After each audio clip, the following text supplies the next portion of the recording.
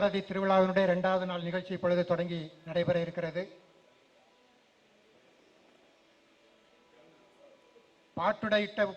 உரையிடையிட்ட பாட்டுடை செய்யுள் என்று சிலப்பதிகாரம் சொல்வதைப் போல நல்லதோர் வீணை என்கிற ஒரு அற்புதமான நிகழ்ச்சி.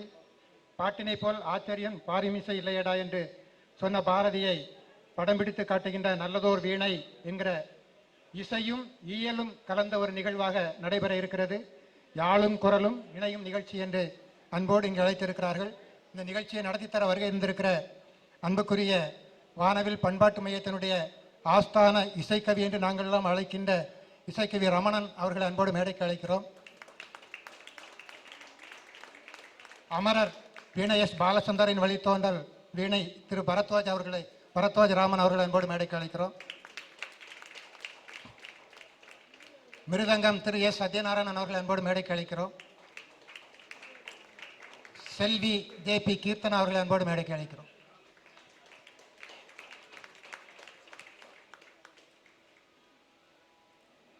சால்வை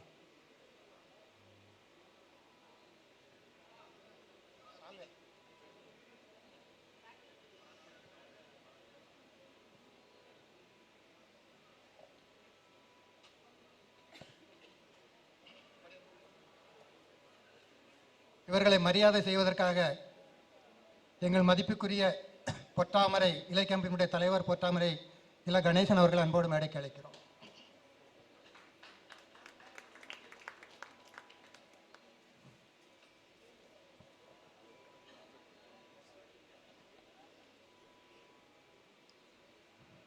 இசைக்கு ரமணன் அவர்களுக்கு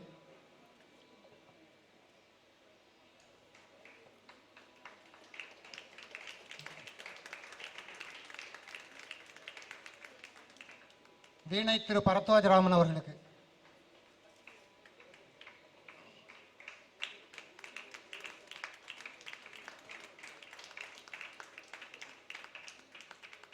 மிருதங்கம் திரு எஸ் சத்யநாராயணன் அவர்கள்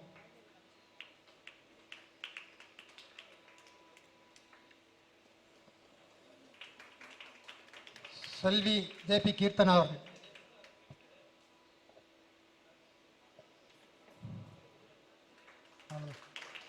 இப்பொழுது மேடை இசைக்கு ரமணனிடம் ஒப்படைக்கப்படுகிறது.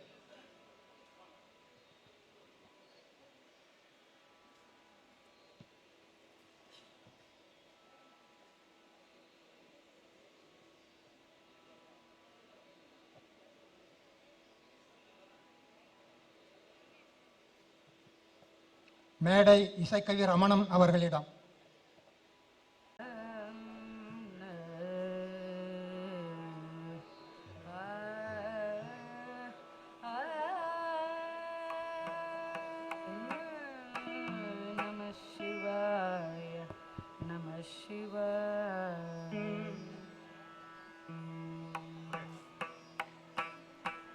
சால குலுங்குதடி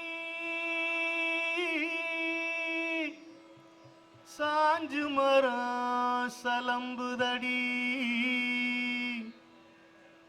கண் பார்க்கும் தொலைவெல்லாம் மண் எழுந்து பதறுதடி காலடியில் அதிருதடி கண்ணெல்லாம் விரியுதடி தென்பாண்டி சிங்கம் ஒண்ணு தேரேறி வருகுதடி வரும் முன்னே மனம் பறிச்ச வள்ளல் கள்ளன் யாரடி வரும் முன்னே மனம் பறிச்ச வள்ளல் கள்ளன் யாரடி சுப்பிரமணிய பாரதி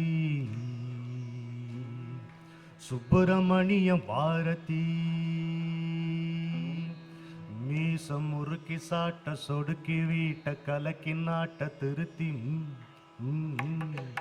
மீசம் முறுக்கி சாட்ட சொடுக்கி வீட்ட கலக்கி நாட்ட திருத்தி ஏட்ட கொளுத்தி எழுந்த பாட்டில் பாட்ட போட்டு ஏட்ட கொளுத்தி எழுந்த பாட்டில் பாட்ட போட்டு போக்க மாத்தி பழசுக்குள்ள புதுமை ஏத்தி புறவி போக்க மாத்தி பழசுக்குள்ள புதுமை ஏத்தி புரட்டி போட்டு பூமியில் இருந்து வானம் வரைக்கும் புறவி செலுத்தும் சாரதி சாரதி பாரதி சாரதி பாரதி அட சுப்பிரமணிய பாரதி சுப்பிரமணிய பாரதி சின்னஞ்சிறு வயசில் சிங்கார மண்டபத்தில் தன்னான் தனிமையிலே தாங்காமதவிக்கையிலே கண்ணாங்கருத்தவளா கண்ணெதிரே வந்து நின்னா சின்னஞ்சிறுமி அவ செங்கையிலே மையெடுத்தா ஆதரவுக்கு ஏது பெயர் காதலுக்கு எது வயசு அவ ஒரு முடிவெடுத்தா அப்புறம் ஏது வழக்கு நெத்தியில பொட்டு வச்சா நெஞ்சுக்குள்ள நெருப்ப வச்சா பத்திக்கிட்டு எரியுதப்பா பாரதம் நல்லா தெரியுதப்பா சுப்பிரமணிய பாரதி அட சுப்பிரமணிய பாரதி. வணக்கம், எல்லோரும் நலமா? நல்லதோர் வீணை செய்தே அதை நலங்கெட புழுதியில் எறிவதுண்டோ சொல்லடி சிவசக்தி எனச் சுடமிகும் அறிவுடன் படைத்து விட்டாய். வல்லமை தாராயோ இந்த மாநிலம் பயனுற வாழ்வதற்கே. சொல்லடி சிவசக்தி நிலச்சுமை என வாழ்ந்திட புரிகுவையோ. விசையுறு பந்தினை போல் உளம் வேண்டியபடி செல்லும் உடல் கேட்டேன், நசையறு மனம் கேட்டேன், நித்தம் நவமெனச் சுடர் தரும் உயிர் கேட்டேன், தசையினை தீ சுடினும் சிவசக்தியை பாடும் நல்லகம் கேட்டேன், அசைவுறு மதி கேட்டேன், இதை அருள்வதில் உனக்கெதும் தடை உள்ளதோ? நல்லதோர் வீணை செய்தே அதை நலங்கெட புழுதியில் எறிவதுண்டோ. ஜெயகாந்தன் ஒரு வார்த்தை சொல்வார், நம்பிக்கை இல்லாதவன் கவிதை எழுத வரக்கூடாது. ஏனென்றால் தன்னுடைய இருளில் தன்னுடைய துயரில் மற்றவர்களையும் ஆழ்த்தக்கூடிய ஒரு அபாயம் நம்பிக்கை இல்லாதவனிடம் இருக்கிறது. பாரதிக்கு இன்னொரு பெயர் வைக்க வேண்டும் என்றால் நம்பிக்கை என்ற பெயர் வைத்துக் கொள்ளலாம் இல்லையா? இதனால பாரதியை கொண்டாடுகிறோம். நம்பிக்கை தருவதா, இன்றைக்கும் நமக்கு வாழ்க்கையிலே தெம்பு தருவதா, இன்று புதிதாய் பிறந்தோம் என்று நீவிர் எண்ணம் அதை திண்ண முறை இசைத்துக் கொண்டு தின்று விளையாடி இன்புற்று இருந்து வாழ்வீர், தீமையெல்லாம் தொலைந்தேவோம் திரும்பி வாரா. இப்படி யார் சொல்ல முடியும்? அடுத்த வேளை சோற்றுக்கு உத்தரவாதம் இல்லாத காலத்திலே 2 பெண் குழந்தைகளை பெற்று அவர்களுடைய எதிர்காலம் என்ன என்று புரியாத ஒரு கஷ்டமான தருணத்திலே எல்லாம் புறக்கும் இறை நமையும் காக்கும் என்ற சொல்லால் அழியும் துயர். நான் எத்தனை பேருக்கு வரும்? எல்லாம் புறக்கும் இறை நமையும் காக்கும் என்ற சொல்லால் அழியும் துயர். இந்த நிகழ்ச்சியில நெகிழ்ச்சி, இது ஒரு விழா அல்ல. என் உற்ற நண்பர்கள் ரவி, வாவேசு, சுப்பு இன்னும் பலரும் புடைசூழ அவர்கள் பாரதிக்கு செய்கின்ற ஆராதனை. ஆராதனை. இங்கே நீங்கள் காண்பது பெர்ஃபார்மன்ஸ் அல்ல, டிவோஷன். பாரதி மீது இவர்கள் வைத்திருக்கும் ஒப்பற்ற பக்தியினுடைய வெளிப்பாடுதான் இப்படி. அதனால் முதலில் வானவில் பண்பாட்டு மையம் என்பதெல்லாம் ஒரு பெயர். என்னை பொறுத்த மட்டில் என்னுடைய நண்பர்களை நான் தலை வணங்கி அவர்களுக்கு நன்றி சொல்லிக்கொண்டு வணக்கம் சொல்லி நன்றி சொல்லிக்கொண்டு இந்த நிகழ்ச்சியை துவங்குகிறேன். வணக்கத்திற்குரியவர்கள் நம் நண்பர்கள் என்கின்ற காரணத்தாலேயே அதை நாம் மறந்துவிடக்கூடாது அல்லோ. எப்படி உயிரோடு இருக்கும் பொழுது கலைஞனையோ கவிஞனையோ பாராட்டுகின்ற ஒரு மரபு தமிழ்நாட்டுக்கு இல்லையோ, அப்படி நாம் இருந்து விடக்கூடாது. ஒன்று மட்டும் உண்மை அறி ஊற்றில் ஒரு பாட்டு எழுதும் செந்தமிழ் மகாகவிக்கு மரணம் அது வந்த பின்புதான் பெருமை ஜனனம் கண்ணதாசன். அப்படி இல்லாமல் நாம் வாழ்கின்ற காலத்திலேயே கொண்டாடுவோம். பாரதி கிட்ட இருக்கிற ஒரே பிரச்சனை என்னன்னா, அவன் இன்னும் இறக்கவில்லை, அவனுக்கு இறக்க தெரியாது இல்லையா? சிரஞ்சீவியாக அவன் நம்மோடே இருப்பதால் எப்பொழுதும் அவனை நாம் கொண்டாடி கொண்டிருக்கிறோம். எந்த எட்டயபுரம் ஜமீன்தார் அவரிடம் சீட்டுக்கவி அனுப்பி ஜதி பல்லக்கும் சால்வையும் கேட்டு அவர் அலட்சியப்படுத்தினாரோ, ஒரு சால்வை ஒரு பல்லக்கோடு போயிருக்கும். ஒவ்வொரு ஆண்டும் நடக்கிறதே பாரதிக்கு. இந்த பெருமையை சேர்த்த ரவிக்கும் என்னுடைய நண்பர்களுக்கும் மறுபடி வணங்கி அவர்களை வணங்கி மகிழ்கிறேன். நான் ஆசை தரும் கோடி அதிசயங்கள் உண்டு, அதிலும் ஓசை தரும் இன்பம் உவமையிலா இன்பம் என்றோ. நாம் பாரதி இன்கம்பேரபிள் பிளிஸ், ஓசை தரும் இன்பம் உவமையிலா இன்பம் என்றோ என்று சொல்லுகிறார். எப்படி நாம் வானத்தையும் வெளியையும் பிரிக்க முடியாதோ, அப்படி பாரதியையும் கானத்தையும் பிரிக்க முடியாது. எப்படி கண்களும் காதலும் சேர்ந்தே இருக்குமோ, அப்படித்தான் பண்களும் பாரதியும் சேர்ந்தே இருக்கும். எப்படி தமிழும் இனிமையும் கலந்தே இருக்குமோ, அப்படித்தான் பாரதியினுடைய இதயமும் இசையும் கலந்தே இருக்கும். அன்றைய நாள் ஆதி நாட்களில் தமிழ்நாட்டில் கவிதையும் கானமும் இணை பிரியாதுதான் இருந்தன. ஒரு பாட்டு படிங்கன்னு தான் எங்க ஊர்ல சொல்லுவாங்க. இன்னைக்கும் கவிதையை வாசித்து காட்டுவது என்கின்ற ஒரு சுவாரஸ்யமற்ற பழக்கம் இந்த இடையிலே வந்த நாகரிகத்தின் தாக்கம். கவிதையை பாடி காட்டுவது, கவிதையும் இசையும் கலந்தே இருந்த காலம். அதற்கு பிறகு சில காரணங்களால் கவிதையும் கானமும் பிரிந்து விட்டது. பிற்பாடு வந்த பாரதி தான் மறுபடியும் கவிதையையும் இசையையும் இணைத்தான். அந்த பெருமை தமிழ் கவிஞர்கள் மத்தியிலே இந்த 2 நூற்றாண்டு காலத்துக்குள்ளே அந்த பெருமையை மீட்டு வந்த மிகப்பெரிய ஒரு பங்களிப்பு பாரதிக்குத்தான் உண்டு. பிரிந்து கிடந்த கவிதையையும் கானத்தையும் சேர்த்து வைத்தான். அவனால் பாடாமல் இருக்கவே முடியாது. நடுவில் அவனுக்கு முன்பு இருந்த பாடல்களில் கவிதை இல்லை, கவிதையில் கானம் இல்லை. அப்படி இருந்தது. இந்த வசையும் பாரதியால் தான் கழிந்தது. தமிழ்நாட்டுக்கு மகாகவி இல்லை என்னும் வசை என்னால் கழிந்ததன்றே அல்ல, இசையும் கவிதையும் பிரிந்து கிடந்தன என்கின்ற வசையும் பாரதியால் கழிந்தது என்று சொல்லலாம். அவனுடைய கானங்கள் அவனுடைய கவிதை கனலுக்கு பாத்திரங்களாக அமைந்தன. அதுதான் பாரதியினுடைய இசையினுடைய சிறப்பு. பாரதியினுடைய கானங்கள் அவனுடைய கவிதை கனலுக்கு தகுந்த பாத்திரங்களாக இருந்தன. அவை ஒரு எல்லை கோட்டில் நின்றன. ஏனென்றால் பாரதியினுடைய கவிதையில் கவிதைதான் முக்கியத்துவம் வாய்ந்தது. அதற்கு அனுசரணையாகத்தான் இசை வர வேண்டுமே தவிர இசை அந்த கவிதையை விழுங்கிவிட எத்தனிக்க கூடாது. பாரதியாருடைய கவிதைகளுக்கு யார் வேண்டுமானாலும் ராகங்களை அமைத்துக் கொள்ளலாம், பாடலாம். அந்த சுதந்திரத்தில் யாரும் குறுக்கிட வேண்டிய அவசியம் இல்லை. அது குறுக்கிடுவது தவறு. ஆனால் அவர்கள் குறித்து கொள்ள வேண்டியது ஸ்ருதியோடும் லயத்தோடும் பாடினால் மட்டுமே அது பாடலாகி விடாது. அந்த கவிதையை உணர்ந்து காட்டியது போல் ஆகாது. செல்லம்மாள் பாரதியினுடைய தங்கை சொர்ணாம்பாள் அவர்களை சந்திக்கக்கூடிய பேர் எனக்கு கிடைத்தது. தன்னந்தனியே சந்தித்து ஒரு அற்புதமான ஒப்பற்றமான அனுபவம். அவர்கள் பாரதி பாட்டில் வார்த்தை முக்கியண்டா, ராகம் முக்கியம் இல்லை அப்படிமா. இனிமையாக பாடக்கூடிய அவர்கள் சொன்ன வார்த்தை. ஏனென்றால் நெருப்புக்கு அலங்காரம் செய்ய முயற்சிக்க கூடாது. போட்டு வைத்த வழியில் போவதில்லை வெள்ளம். அப்படி இருக்கிறது. பாரதி கையாளாத ராகங்கள் இல்லை. இசையில் எத்தனையோ முயற்சிகள் தன்னுடைய கவிதையில் செய்திருக்கிறான். சிந்துக்கு தந்தை என்று பாரதிதாசன் சுட்டிக்காட்டியது மிகப்பெரிய சிறப்பு. தன்னுடைய கவிதை வீதியிலே செல்பவனுக்கும் புரிய வேண்டும், அவனுக்கும் புரிய வேண்டும் அந்த நடை என்பதால் நொண்டி சிந்து, கிளிக்கண்ணி, தாய்மானவர் ஆனந்த களிப்பு மெட்டு என்று அந்த காலகட்டத்தில் புழங்கிக் கொண்டிருந்த மெட்டுக்களில் பாரதியார் பாடல்களை அமைத்தார். இதை மீறியும் அவருக்கு கர்நாடக இசை நன்றாக தெரியும். அதில் பல ராகங்களை அவர் தன்னுடைய கவிதைகளுக்கு பயன்படுத்தி இருக்கிறார்.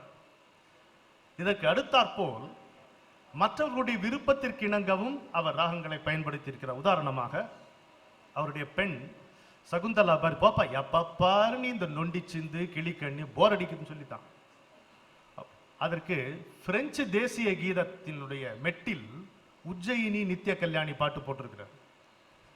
பிரெஞ்சு தேசிய கீதத்தினுடைய மெட்டில் செய்வார்.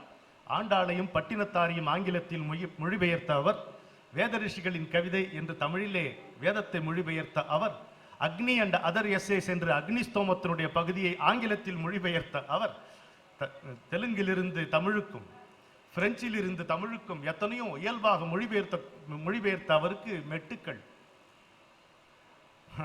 பாரதி ஒருபோதும் சொல்லுக்கு தவித்ததில்லை. சொற்கள் தான் வரிசையில் வந்து என்னை பயன்படுத்திக் கொள் என்று கெஞ்சி நின்றன. அதுபோலத்தான் ஸ்வரங்களும் பாரதிக்கு. அதே சமயத்தில் பாரதி கடுமையான சங்கீத விமர்சகனாக இருந்தான் என்றும் சொல்லலாம். உங்க சுப்புடுவெல்லாம் ஒண்ணுமே கிடையாது. தமிழ்நாட்டு ரசிகர்கள் இரும்பு காது உடையவர்கள். தோல் காது உள்ள தேசத்தவர்கள் இந்த தொல்லையை பொறுத்து கொண்டிருக்க மாட்டார்கள். கச்சேரிக்கு போ, கல்யாணத்துக்கு போ, திருவிழாவுக்கு போ, அதே வாதாபி கணபதி, அதே நகுமமோ, ஐயோ ஐயோ என்று எழுதுகிறார். வீட்டுக்கு வீடு விக்னமாக வந்து சேர்ந்திருக்கிறது ஹார்மோனிய பெட்டி என்கிறார். விக்னமா? இவன் ஹார்மோனியம் வாசிப்பான், அது வேற விஷயம். வீட்டுக்கு வீடு விக்னமாக வந்து சேர்ந்திருக்கிறது ஹார்மோனிய பெட்டி.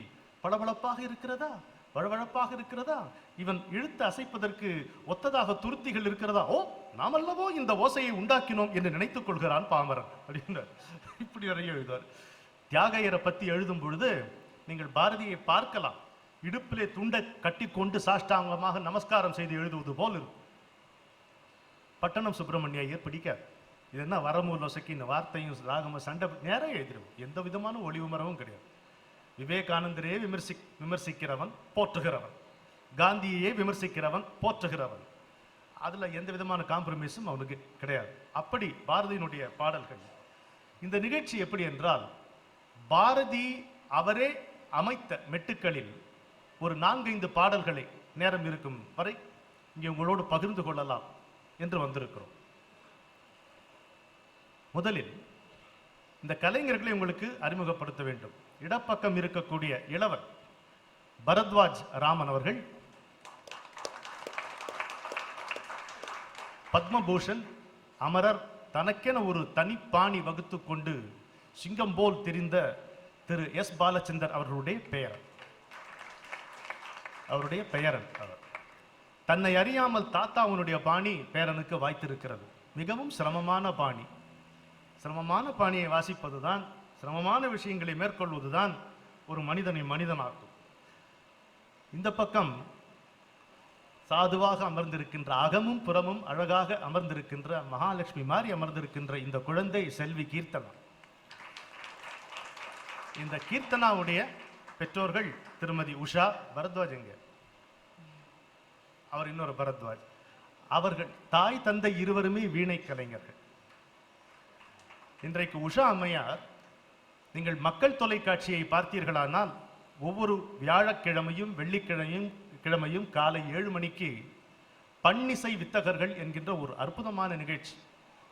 தமிழிசையின் தொன்மை, தமிழ் இலக்கியத்திலிருந்து துவங்கி இப்பொழுது நாங்கள் தேவாரத்தினுடைய தாழ்வாரத்திலே நடைபெற்று கொண்டிருக்கிறோம், அல்லது முழங்கால் தேய்த்து கொண்டிருக்கிறோம் என்று கூட சொல்லலாம். அந்த அற்புதமான நிகழ்ச்சியை வழங்குபவர் திருமதி உஷா அவர்கள். ஆமா, அவங்களாம் எப்படின்னா ஒரு high degree of efficiency, low profile, அது மாதிரி ஆட்கள் பார்ப்பது இப்பொழுது அபூர்வம். அவர்களுடைய மாமியார், எழுந்திருங்கம்மா, அவ்வளோ அடக்கமாக உட்கார்ந்திருக்கிறார்கள், கூச்சமாக. பாரதியாருடைய அந்த ராகம் எப்படி பாடப்பட வேண்டும் என்று சொல்லிக் கொடுத்தவர்கள் அவர்கள். அதே போல் இங்கு வரவில்லை, ஒரு தமிழ் கடலாக, ஒரு சிவனுடைய அம்சமாகவே திகழ்கின்ற பேராசிரியர் மா வைத்திலிங்கன் அவர்களும் இந்த பாடல்களை எப்படி பாட வேண்டும் என்று கீர்த்தனாவுக்கு சொல்லிக் கொடுத்திருக்கிறார். இப்பொழுது நேரடியாக நிகழ்ச்சிக்கு போவோமா?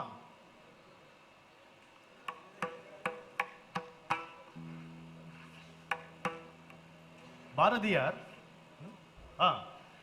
மிருதங்கம் சத்யநாராயணன் அவர்கள். நான் இப்பொழுதுதான் அவரை சந்தித்தேன். அவசர அவசரமாக உள்ளே வந்தார். சத்தியமாக இப்போதான் சந்தித்தேன். நாராயணா, பாரதிக்கு தேசமும் தெய்வமும் ஒன்று. ஜனனி ஜென்மபூமிஸ்ஸ என்கின்ற வாக்கியத்தை பெற்ற தாயும் பிறந்த பொன்னாடும் நற்றவ வானினும் நனி சிறந்தனவே என்று பாரதியார் மொழிபெயர்த்திருக்கிறார். தேசமே தெய்வம் என்கின்ற கொள்கை வங்காளத்திலிருந்து வந்தது என்பது பிழை. வங்காளத்தில் இருந்தது என்பது உண்மைதான்.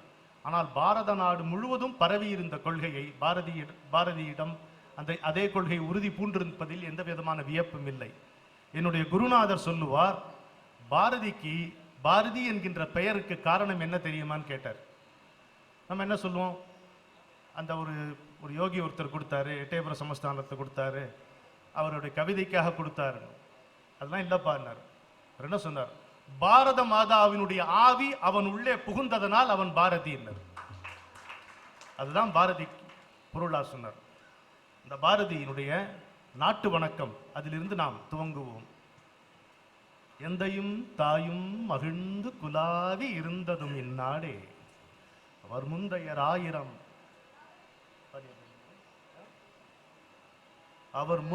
ஆயிரம் ஆண்டுகள் வாழ்ந்து முடிந்ததும் இந்நாடே, அவர் சிந்தையில் 1000 எண்ணம் வளர்ந்து சிறந்ததும் இந்நாடே, இதை வந்தனை கூறி மனதில் இருத்தி என் வாயுர வாழ்த்தேனோ, இதை வந்தே மாதரம் என்று வணங்கேனோ என்று பாடுகிறார்.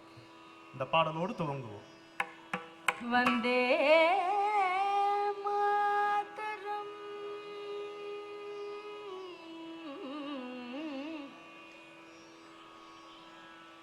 வந்தே மாதரம்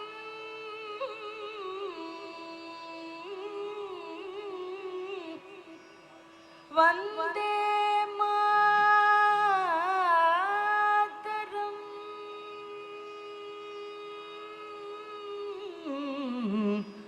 வந்தே மாதரம் என்று வணங்கேனோ,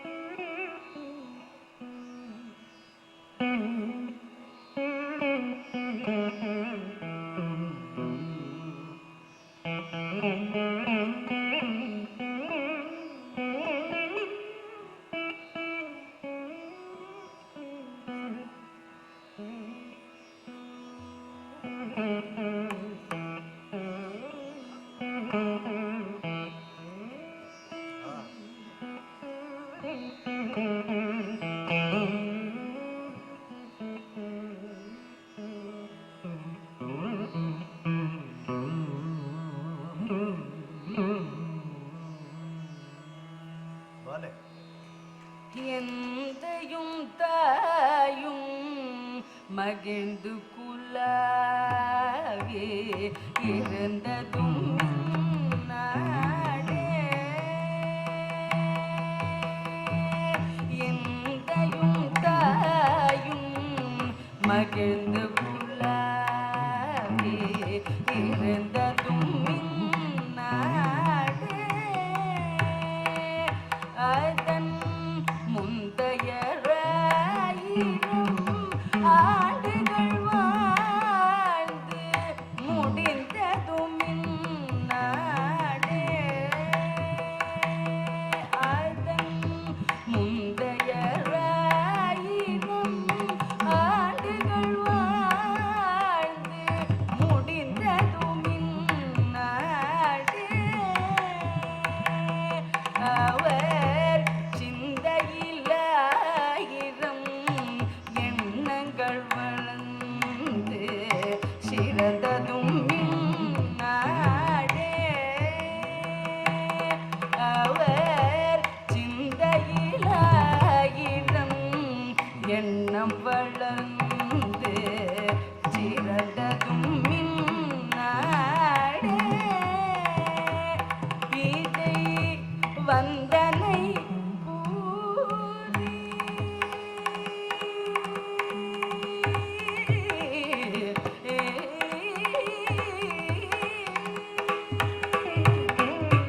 வந்தனை கூறி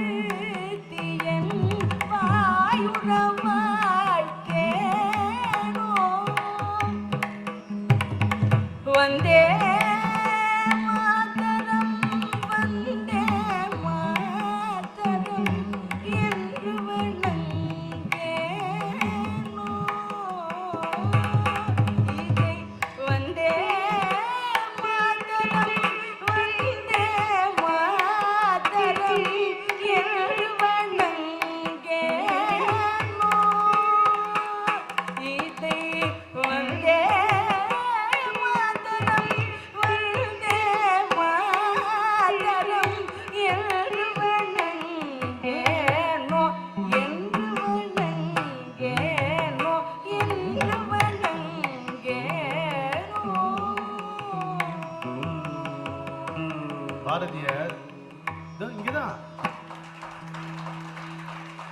எங்க அப்பா அம்மா இங்கதான் பிறந்தாங்க. அந்த வானத்தின் கீழே, இந்த ஆற்றங்கரையிலே, அந்த மரத்தினுடைய நிழலில் எங்க அப்பா அம்மா இருந்தாங்க அப்படின்றார். அப்படியா? அப்பா அம்மா மட்டும் இல்லை, எம் பாட்டனுக்கும் பாட்டனுக்கும் பாட்டனுக்கும் பாட்டனுக்கும் பாட்டனுக்கும் பாட்டனுக்கும் பாட்டனுக்கும் பாட்டனுக்கும் பாட்டனுக்கும் பாட்டனுக்கும் பாட்டனுக்கும் பாட்டனுக்கும் முன்னம் ஒரு காலத்திலே எங்க மூதாதையர்கள் இங்கே இருந்தார். அப்பேற்பட்ட பழமை பழமை என்று பாவனை பேசலன்றி பழமை இருந்த நிலை கிளியே பாமரர் ஏதறிவார். அப்பேற்பட்ட பாரம்பரியம் மிக்க ஒரு பரம்பரையிலே வருகிறோம். நாங்கள் குரங்கிலிருந்து பிறக்கவில்லை, மகரிஷிகளின் திருவடிகளில் இருந்து இறங்கினோம். அதைத்தான் பாரதியார் சொல்றார். முந்தையர் 1000 ஆண்டுகள் வாழ்ந்து முடியும். எங்க அப்பா அம்மா பிறகுறதுக்கு முன்னாலே பெரிய பெரிய பரம்பரையெல்லாம் முடிஞ்சு போச்சியா, எல்லாம் பண்ணிட்டோம் நாங்க. அவர் சிந்தையில் 1000 எண்ணம் வளர்ந்து சிறந்ததும் இன்னாடி சொல்றார். அப்புறம் இன்னுயிர் தந்து எமை இன்று வளர்த்து அருள் ஈந்ததும் இந்நாடு. இந்த நாடு தான் எங்களை காப்பாற்றி எங்களுக்கு அடையாளம் கொடுத்தது இந்த நாடு தான். எங்கள் அன்னையர் தோன்றிங்க தான் வச்சான் மகாகவிங்கிறவன். பொதுவா என்ன சொல்லுவோம், இந்த குழந்தைகள் பேசுகின்ற மழலையை பத்தி பேசுவோம். என்ன சொல்றான், எங்கள் அன்னையர் தோன்றி மழலைகள் கூறி அறிந்ததும் இந்நாடேங்களா. எங்கள் அன்னையர் தோன்றி மழலைகள் கூறி அறிந்ததும் இந்நாடே. அப்புறம் கற்பனை, அவர் கன்னியராகி நிலவினிலாடி கழித்ததும் இந்நாடே. அவங்க அம்மா எப்படி வளர்ந்தாங்கன்ற பாக்குறான் பாருங்க. அவர் கன்னியராகி நிலவினிலாடி கழித்ததும் இந்நாடே. தங்கள் பொன்னுடல் இன்புற நீர் விளையாடி இல் போந்ததும் இந்நாடு. சொல்லும் போது கரெக்டா ரவி வரா. தங்கள் பொன்னுடல் இன்புற நீர் விளையாடி இல் போந்ததும் இந்நாடு. பேராசிரியர் ஆசிரா இதை விளக்குவார். அதை ரவி எனக்கு சொன்னான். அது கரெக்டா இந்த நான் சொல்லும் பொழுது ரவி வருது. பாரதியினுடைய ஆசீர்வாதமா நான் எடுத்துக்கிறேன். பாருங்க, ஒரு காட்சியாவே பார்க்கலாம். தங்கள் பொன்னுடல் இன்புற நீர் விளையாடி இல் போந்ததும் இந்நாடு. இதை வந்தே மாதரம் என்று வணங்கே. இன்னுயிர் தந்தெம்மை இன்று வளர்த்தருள் ஈந்ததும் இந்நாடே. இன்னுயிர் தந்தெம்மை இன்று வளர்த்தருள் ஈந்ததும் இந்நாடே.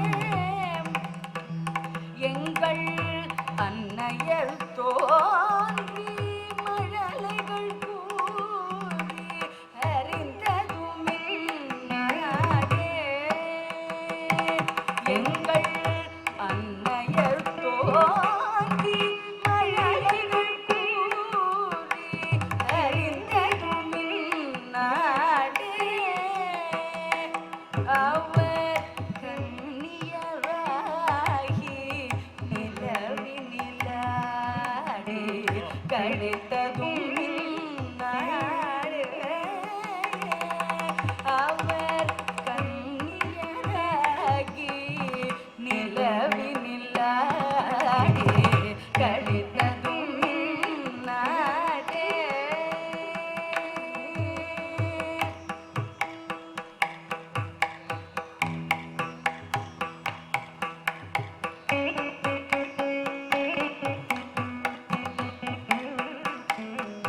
தங்கள் பொன்னுடலின் புழனி விளையாடியில் போர்ந்ததும் இந்நாடே. தங்கள் பொன்னுடலின் புழனி விளையாடியில் போர்ந்ததும் இந்நாடே.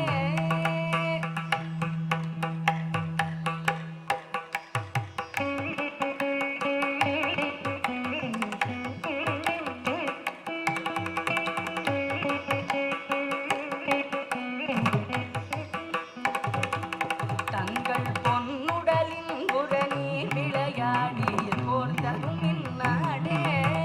தங்கள் பொன்னுடலின் புரணி விளையாடியில் போர்ந்ததும் இந்நாடே. தங்கள் பொன்னுடலின் புரணி விளையாடி இல் போர்ந்ததும் இந்நாடே. இதை வந்தே மாதரம் வந்தே மாதரம் என்று வணங்கேனோ.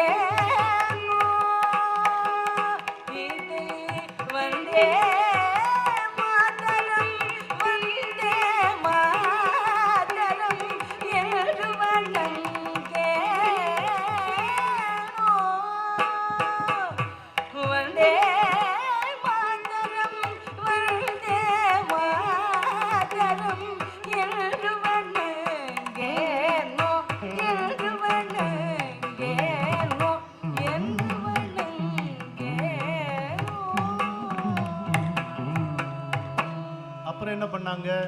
மங்கையராய். ஓ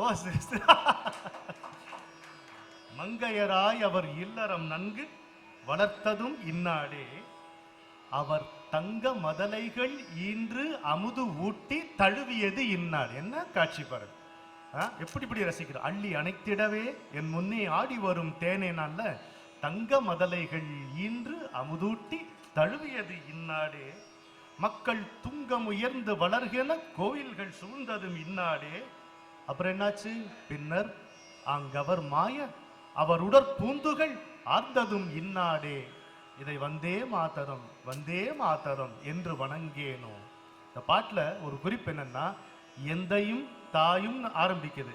அப்புறம் எந்தைய காணவே இல்லை, முழுக்க முழுக்க தாய் தான். சரியான அம்மா பையன். மங்கையராயவர் இல்லறம் நன்கு வளர்த்ததும் இன்னாடே. மங்கையராயவர் இல்லறம் நன்கு வளர்த்ததும் இன்னாடே. அவர் தங்க மதலைகள் ஈன்ற முகூட்டி தழுவியதில் நாடே. மக்கள் துங்கமுயர்ந்து வளர்கென கோயில்கள் சூழ்ந்ததும் இந்நாடே. பின்னர் அங்கவர் மாய அங்கவர் மாய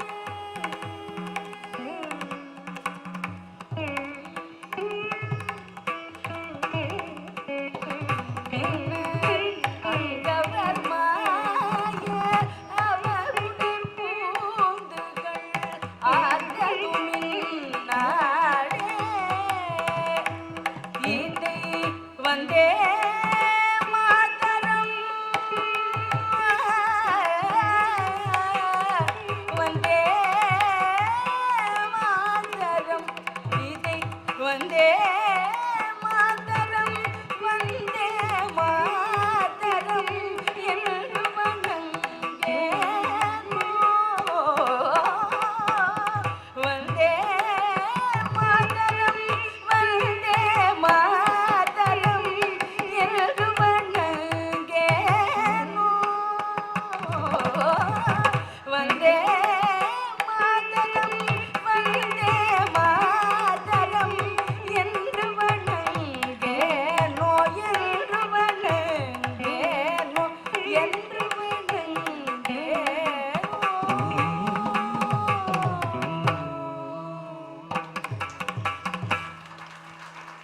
இந்த பாடல் இன்னும் 2 தேசிய கீதங்களோடு 1907ஆம் ஆண்டு முதல் முறையாக அச்சிடப்பட்டது.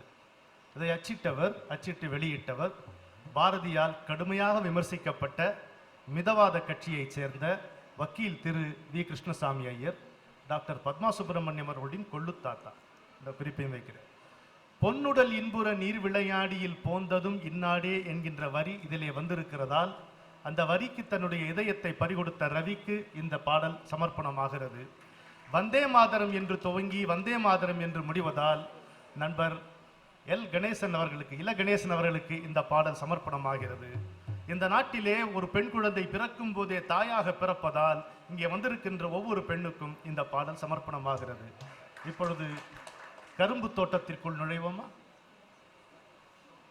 அதிகமாக பாடப்படாத ஒரு பாடல்.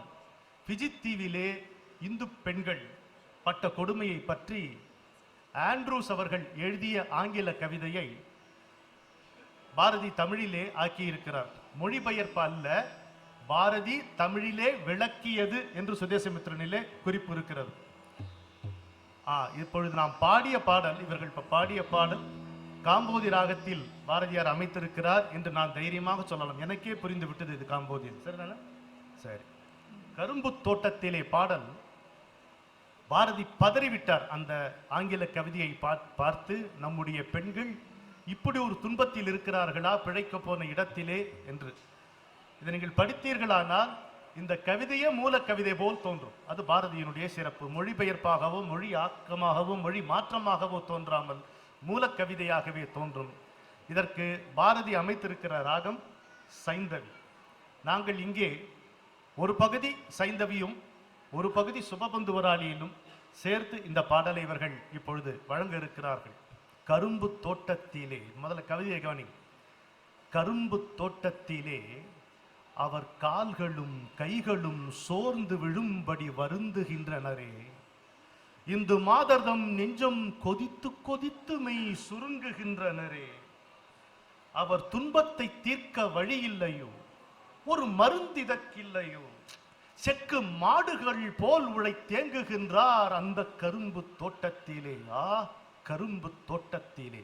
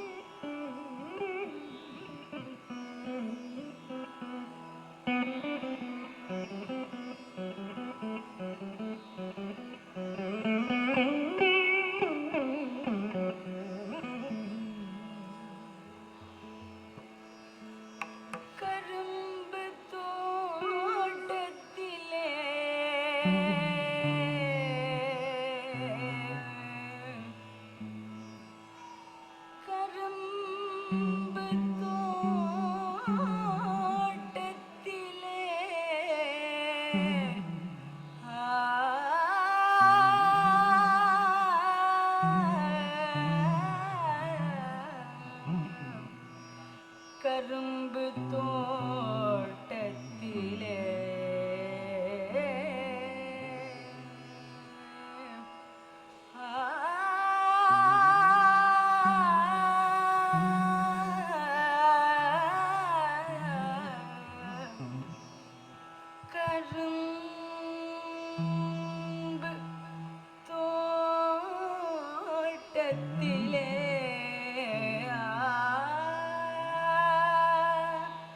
கரும்பு தோட்டத்திலே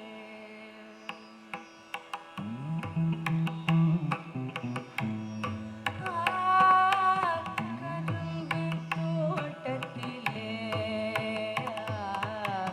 கரும்பு தோட்டத்திலே கரும்பு தோட்டத்திலே அவர் கால்களும் கைகளும் சோர்ந்து விழும்படி வருந்துகின்றனரே.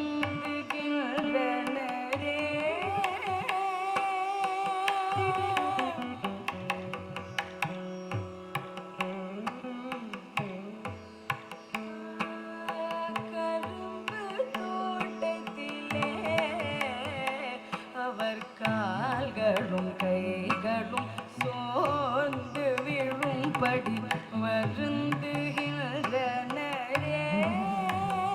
இந்து மாதர்தம் நெஞ்சு கொதித்து கொதித்து மெய் சுருங்குகின்றனரே.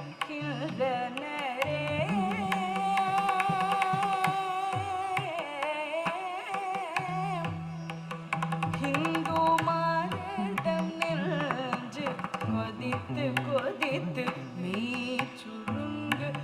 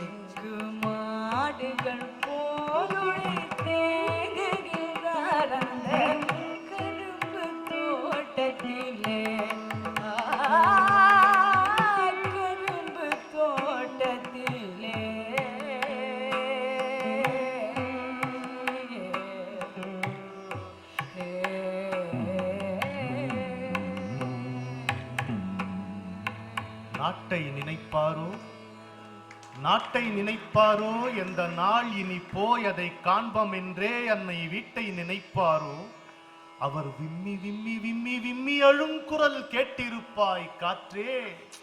துன்பக் கேணியிலே எங்கள் பெண்கள் அழுத சொல் மீட்டும் முறையாயோ, அவர் விம்மி அழவும் திறங்கெட்டு போயினர் கரும்பு தோட்டத்திலே.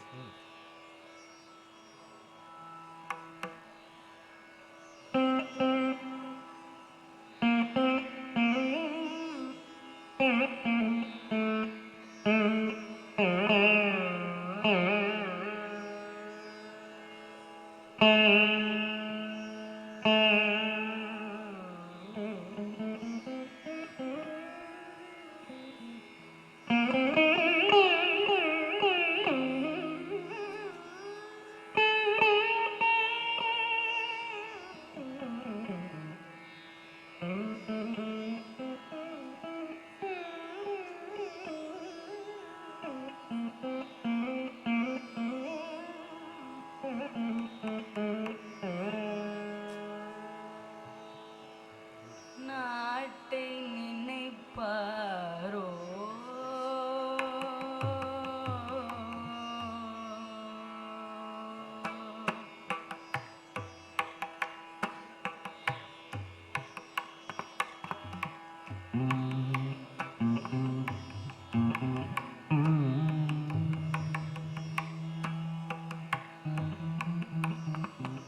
நாட்டை நினைப்பாரோ, எந்த நாளினி போயதை காண்பதென்றே அன்னை வீட்டை நினைப்பாரோ.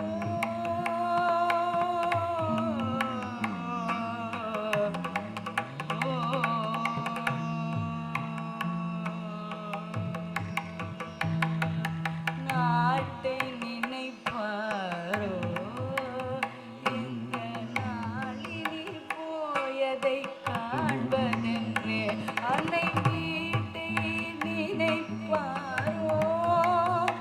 அவர் விம்மி விம்மி விம்மி விம்மி அழும் குரல் கேட்டிருப்பாய் காற்றே.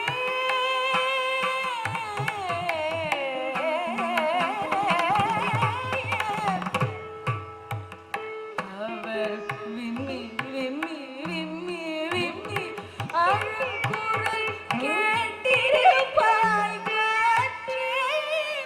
துன்பக் கேணியிலே பெண்கள் மீண்டும் அழுதச் சொல் மீண்டும் உரைப்பாயோ.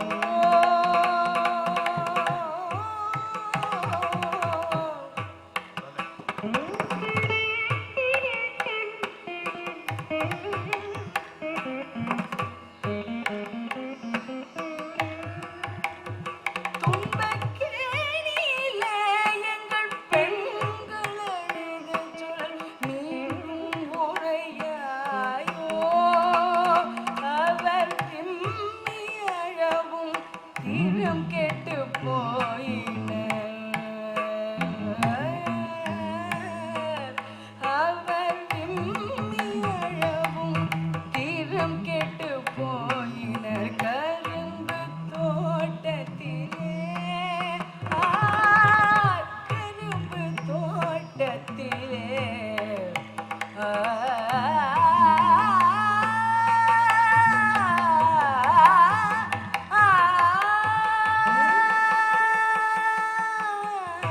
கரும்பு தோட்டத்திலே.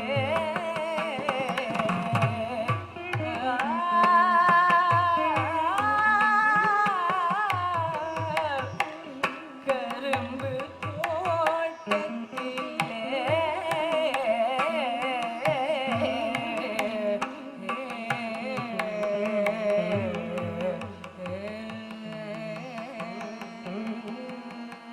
வா.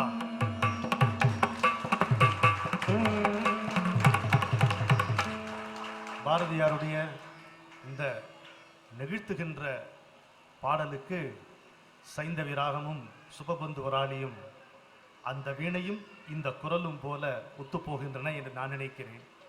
உங்கள் நினைப்பும் அதுவானால் கரவொலியால் தெரிவிக்கலாம். சரி, ரொம்ப கனமான பாடலிலிருந்து, இந்த துன்பக் கேணியிலிருந்து நாம் மீண்டு கண்ணனை சந்திப்போம். பாரதியாருக்கும் அரவிந்தருக்கும் ஒரு குழப்பம் இருந்ததா? நான் அதிகம் நேசிப்பது கண்ணனா காளியா, இது கடைசி வரை எனக்கு தெரியவில்லை என்பார் அரவிந்தர். பாரதியார் அந்த நேரத்தில் கண்ணனை கண்ணனாகவும் காளியை காளியாகவும் நேசித்து சந்தோஷமாக இருந்தவர். கண்ணன் பாட்டிலே இடம்பெறாத பல கண்ணன் பாடல்கள் பாரதியிடம் உண்டு. உதாரணமாக, என்று தனியும் இந்த சுதந்திர தாகம் என்ற பாடலுக்கு ஸ்ரீகிருஷ்ணனுக்கு விண்ணப்பம் என்றுதான் எழுதியிருக்கிறார். அதிலே யாராலும் மறக்க முடியாத ஒரு பாடல் காக்கை சிறகினிலே நந்தலாலா. இதுவும் கண்ணன் பாட்டு தொகுப்பிலே இல்லை. எல்லாருக்கும் தெரிந்தவரை காக்கை சிறகினிலே நந்தலாலா, நிந்தன் கரிய நிறம் தோணுதையே நந்தலாலா, பார்க்கும் மரங்கள் எல்லாம் நந்தலாலா, நிந்தன் பச்சை நிறம் தோணுதையே நந்தலாலா, கேட்கும் ஒலியில் எல்லாம் நந்தலாலா, நிந்தன் கீதம் இசைக்குதடா நந்தலாலா, அந்த தீக்குள் விரலை வைத்தால் நந்தலாலா, நின்னை தீண்டும் இன்பம் தோணுதடா நந்தலாலா. ஒருத்தர் கேட்டார், தீக்குள் விரலை வைத்தால் எப்படிங்க தீண்டும் இன்பம் தோணும் அப்படின்னா, அதுக்கு பாரதி தான் அகராதின்னு கீவாஜா விளக்குவார். உள்ளத்தில் உண்மை ஒளி உண்டாயின் வாக்கினிலே ஒளி உண்டா. இது ஒண்ணு. உயிர்களிடத்தில் அன்பு வேண்டும், தெய்வம் உண்மை என்றுதான் அறிதல் வேண்டும். உயிர்களிடத்தில் அன்பு இருந்தால் தெய்வம் உண்மைன்னு புரியும். அதுபோல் காக்கை சிறகினிலே அவனை காண முடிந்தால், பார்க்கும் மரங்களிலே அவனை தரிசிக்க முடிந்தால், கேட்கும் ஒலியினிலே அவனை கேட்க முடிந்தால், தீக்குள் விரலை வைத்தால் அவனை தீண்டும் இன்பம் தான் தோன்றும். இது என்ன ராகத்தில் இருக்கிறது? எதுகுல காம்போதி. பாரதியார் இந்த பாட்டை அமைத்திருக்கிறார்.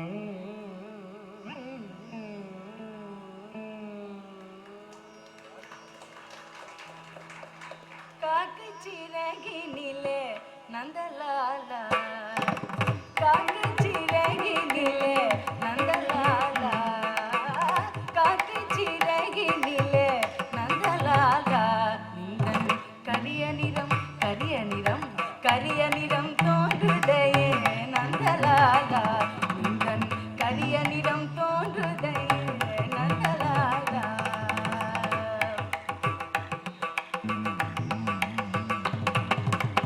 பார்க்கும் மரங்கள் எல்லாம் நந்தலாலா,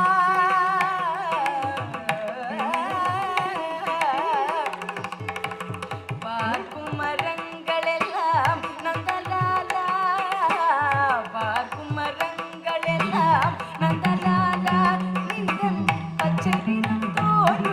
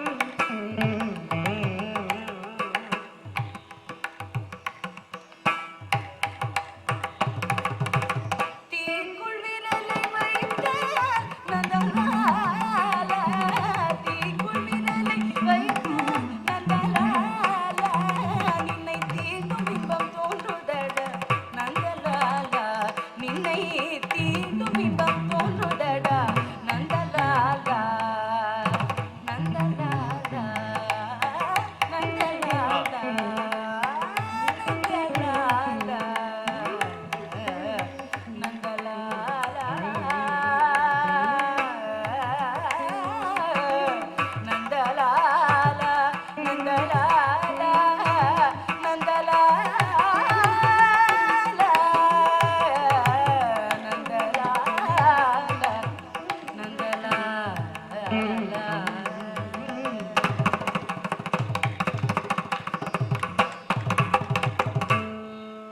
வலே. இந்த பாடல் பாரதி அமைத்திருக்கக்கூடிய இந்த ராகத்தை இந்த குழந்தைகள் இருவரும் மிக அழகாக வெளிப்படுத்தினார்கள் என்றே நான் கருதுகிறேன். இது எப்படி இருக்கிறது என்றால், ஆன்ம விடுதலை பெற்ற ஒருவன் ஆனந்தமாக ஒரு காலை பொழுதில் நம்முடைய சாலையில் நடந்து போவது போல் இருக்கிறது. அல்லவா? பாரதியார் சொல்லுவார், இனிய இசை சோகமுடையது என்கிறான் ஆங்கில கவி. அதோ பாம்பு பிடாரன் குடல் ஊதுகின்றான், அது ஒரு பண்டிதன் தர்க்கிப்பது போல் அல்லவா இருக்கிறது.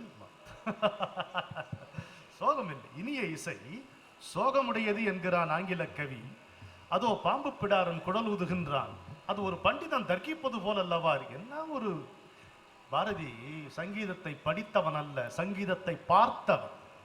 அதுதான் அவனுடைய பாடலும் ராகத்தையும் நீங்க பிரிக்கவே முடியாது. சங்கீதத்தை பார்த்தவன், அந்த தரிசனம் அவனுக்கு கிடைத்திருக்கிறது.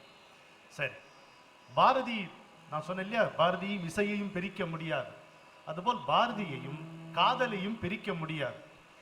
ஞானரதம் என்கின்ற ஓர் நூலிலே காதல் ரசத்தை சொட்ட சொட்ட நம்மை நனைய வைப்பவன் பாரதி. அது அவனுக்கு தான் புரியும். அதே சமயத்துல கட்டுப்பாடற்ற காதலில் பாரதிக்கு சம்மதம் இல்லை. இதையும் பார்த்து, விடுதலை காதலில் எனக்கு நம்பிக்கை இல்லை அப்படின்பா. ஆனால் காதல் தான் விடுதலை தருவதும் என்பதில் அவனுக்கு பூரண நம்பிக்கை இருந்தது. கட்டற்ற காதல், ஒழுங்கற்ற காதலில் அவனுக்கு ஏற்பு இல்லை. விடுதலை காதல்னே அது சொல்றான், விடுதலை காதலில் எனக்கு ஏற்பு இல்லை, ஆனால் காதல் தான் விடுதலை தரும் என்பதிலே அவன் பூரணமாக இருந்தான். ஏனென்றால் அவன் ஒரு சுதந்திர குயிலாகத்தான் திரிந்து கொண்டிருந்தான். அவனுடைய வானத்திலே, காளி பராசக்தி என்கின்ற வானத்திலே பரிபூரண சுதந்திரம் பெற்ற ஒரு பூங்குயிலாக அவன் திரிந்து கொண்டிருந்தான். அவன் சிறகை அசைத்த இடத்திலெல்லாம் வானம் மீண்டும் மீண்டும் விரிந்து கொண்டு தன்னை நனைத்து கொண்டது அவனுடைய கான மழையிலே. அப்படி திரிந்தவன் அவன். அவன் குயில் பாட்டு எழுதியிருப்பதில் ஆச்சரியம் இல்லை. கிட்டத்தட்ட அது ஒரு சுயசரிதை போலவே தோன்றும். ஒரு மாடு, ஒரு குரங்கு, ஒரு குயில், இப்படி ஒரு கதாபாத்திரத்தை வைத்து எப்படி ஒருத்தன் எழுதுவான்னு தெரியாது. செக்கு மாடுகள் போல் ஒரே இடத்தில் சுற்றி சுற்றி வருகின்ற அந்த மலினப்பட்ட மனநிலையை மாடு குறிக்கலாம். ஒன்றையே பற்றி ஊசலாடுவாய், அடுத்ததில் நில்லாமல் அடுத்தடுத்துலாவுவாய் என்பது அவன் மனதை பற்றி குறிப்பிடுகிறான். அது அந்த குரங்கை குறிப்பதாக இருக்கலாம். விட்டு விடுதலையாகி நிற்கின்ற அவனுடைய தன்மையை அந்த குயில் காட்டுவதாக இருக்கலாம். அந்த குயில் காதக்குயில், கானக்குயில், விடுதலை குயில். அது பாடுகிறது. எப்படி பாடுகிறது? கான பறவை கலகலனும் ஓசையிலும், காற்று மரங்களிடை காட்டும் இசையினிலும், ஆற்று நீரோசை அருவி ஒலியினிலும், நீலப்பெருங்கடல் எந்நேரமுமேதான் ஒலிக்கும் ஓலத்திடையே உதிக்கும் இசையினிலும். நீலப்பெருங்கடல் எந்நேரமுமேதான் ஒலிக்கும் ஓலத்திடையே உதிக்கும் இசையினிலும், மானுட பெண்கள் வளரும் ஒரு காதலினால் ஊனுருக பாடி வரும் ஊரிடும் தேன் வாரியிலும், ஏற்ற நீர் பாட்டின் இசையினிலும், நெல்லிடிக்கும் கொற்றொடியார்த்தம் குக்குவென கொஞ்சம் ஒலியினிலும், சுண்ணமிடிப்பார்த்தம் சுவை மிகுந்த பண்களிலும், பண்ணை மடவார் பழகுபல பாட்டினிலும், வட்டமிட்டு பெண்கள் வளைக்கரங்கள் தாம் ஒலிக்க கொட்டி இசைத்திடுமோர் கூட்டமுத பாட்டினிலும், வேயின் குழலுடு வீணை முதலாம் கருவி வாயினிலும் கையினிலும் வாசிக்கும் பல்கருவி, நாட்டினிலும் காட்டினிலும் நாளெல்லாம் நின்றொலிக்கும் பாட்டினிலும் நெஞ்சை பறிகொடுத்தேன் பாவியே அப்படின்னு குயில் சொல்லிச்சான். யார்கிட்ட விடுறான்? இவன் தான் சொல்றான். குயில் வந்து சொல்லித்தான். அந்த குயில் தன்னுடைய முற்பிறப்பு காதல் கதையை சொல்லுகிறதாம். அந்த காதல் காதல் காதல் காதல் போயின் காதல் போயின் சாதல் சாதல் சாதல். இத பாரதி என்ன அழகாக இசையமைத்திருக்கிறார். எங்களுக்கு எடுத்துக் கொடுத்தவர் மதிப்பிற்குரிய பேராசிரியர் மா வைத்திலிங்கன் அவர்கள். 80 வயதை தாண்டி விட்டார். அவர் போட்ட மெட்டு, பாரதியாருடைய மெட்டு இப்படித்தான் இருக்கிறது என்று அவர் எங்களுக்கு எடுத்து காட்டியிருக்கிறார். அவர் எவ்வளவு காதல் வயப்பட்ட நெஞ்சம் உடையவர் என்பதை இப்பொழுது கீர்த்தனா பாடும் பொழுது புரிந்து கொள்ளலாம். பாடும் எவ்வளவு ஜனரஞ்சகமான ஒரு மெட்ல போட்டிருக்காரு பாருங்க பாரதி.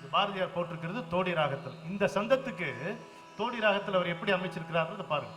விண்ணும் மண்ணும் தனியாளும் எங்கள் வீரை சக்தி நீனதருளே, எந்த கண்ணும் கருத்தும் என கொண்டு அன்பு கசிந்து கசிந்து கசிந்துருகி நான் பண்ணும் பூசணைகள் எல்லாம் வெறும் பாலை வனத்திலிட்ட நீரோ, உனக்கென்னும் சிந்தையொன்றிலையோ அறிவில்லாத இளம் அளிப்பாயோ கேட்டான்.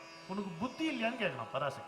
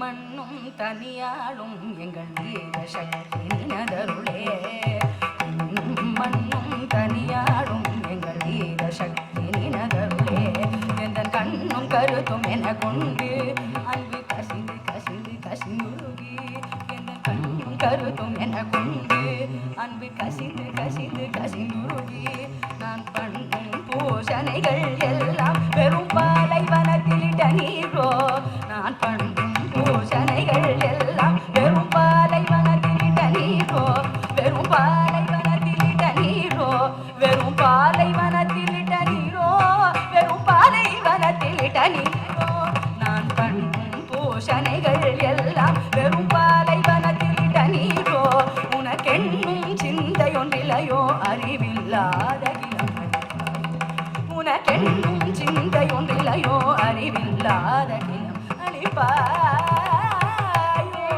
நீயே சரணம் என்று கூறி எந்த நெஞ்சில் பேருறுதி கொண்டு அடி தாயே எனக்கு மிக நிதியும் அறம் தன்னை காக்கும் ஒரு திறனும் தருவாயே என்று பணிந்தேற்றி பலவாராய் நினது புகழ் பாடி வாய் ஓயே நாவதுணராயோ, நினது உண்மை தவறுவதோர் அழகோ.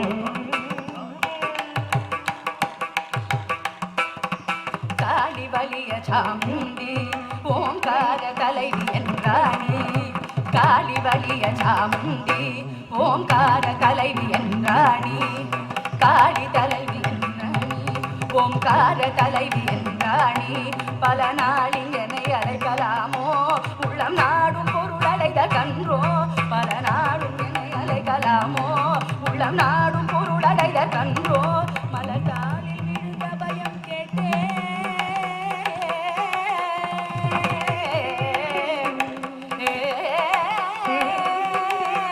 மலர்தாளில் விழுந்த பயம் கேட்டேன், மலர்தாளில் விழுந்த பயம் கேட்டேன், மலர்தாளில் விழுந்த பயம் கேட்டேன், அது தாராயனின் உயிரை தீராய், மலர்தாளில் விழுந்த பயம் கேட்டேன், அது தாராயனின் உயிரை தீராய், அது தாராயனின் உயிரை தீராய், அது தாராயனின் உயிரை தீராய், துன்பம் நீரில் தரிக்க மாட்டேன் கருநீலிய நியல் பரியாய், நீரில் உயிர் தரிக்க மாட்டேன் கருநீலிய நியல் பரியாயோ, கருநீலிய நியல் பரியாயோ.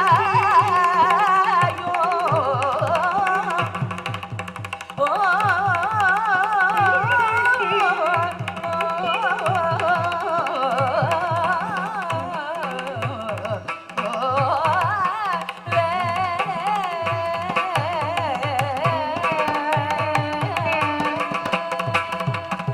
தேடிச் சோறு நிதம் தின்று பல சின்னஞ்சிறு கதைகள் பேசி மனம் வாடி துன்பம் மிக உழன்று பிறர் வாட பல செயல்கள் புரிந்து நரை கூடி கிழப்பருவம் எய்தி கொடும் கூற்றுக்கிரையன பின் மாயும் இந்த வேடிக்கை மனிதரைப் போலே நானும் வீழ்வேன் என்று நினைத்தாயோ?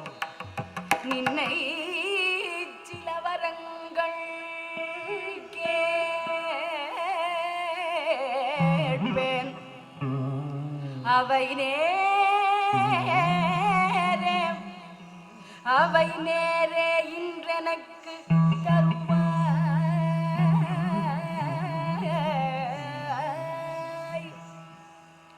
அவை நேரே இன்றெனக்கு தருவாய் என்றும் முன்னை தீய வினை பயன்கள் இன்னும் மூல தழிந்திடுதல் வேண்டும். இனி என்னை புதிய உயிராக்கி,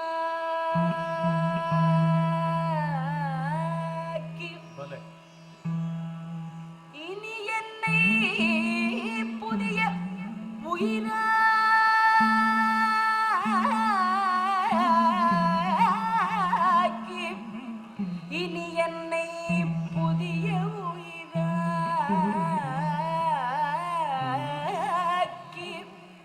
புதிய உயிராக்கி,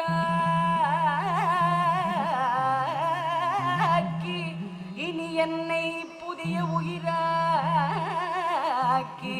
எனக்கேதும் கவலையறச் செய்து மதி தன்னை மிக தெளிவு செய்து என்றும் சந்தோஷம் கொண்டிருக்கச் செய்வாய்,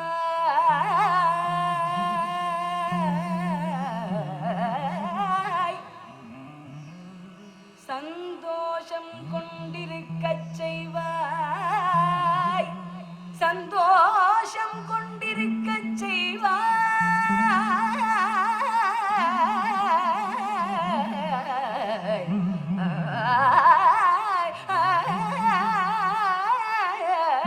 சந்தோஷம் கொண்டிருக்கச் செய்வாய்.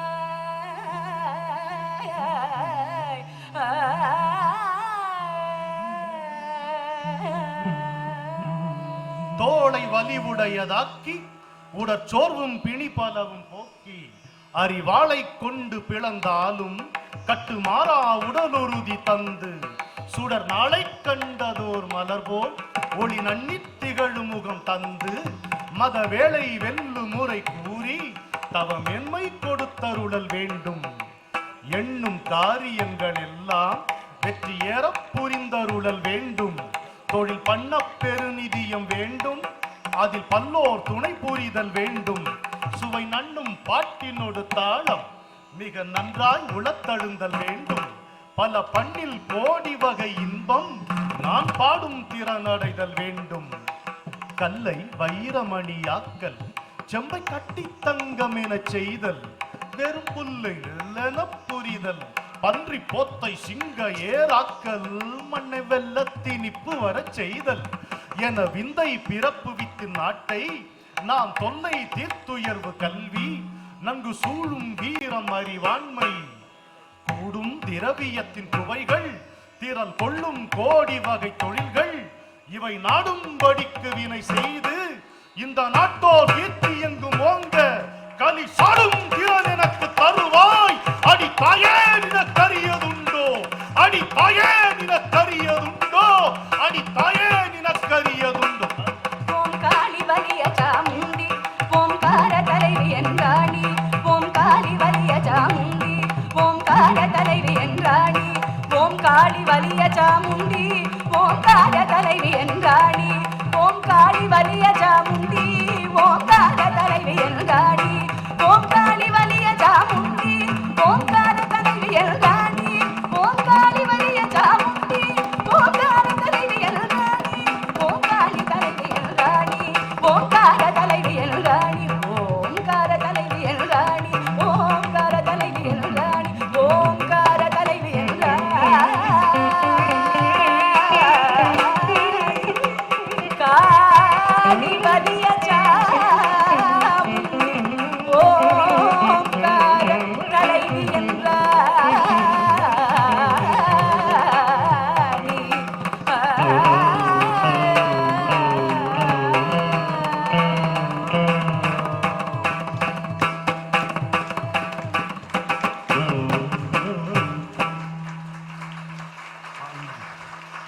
அனைவருக்கும் நன்றி, வணக்கம். அன்புள்ள ரவி, இந்த வாய்ப்புக்கு எதுக்கு நன்றி உனக்கு சொல்லணும் அப்படின்னா, நான் மேடையில் உட்கார்ந்ததுக்கல்ல, 2 கண்மணிகள் நடுவில் என்னை உட்கார வைத்ததுக்காக உனக்கு நன்றி சொல்லுகிறேன். அனைவருக்கும் வணக்கம். வாழிய செந்தமிழ்.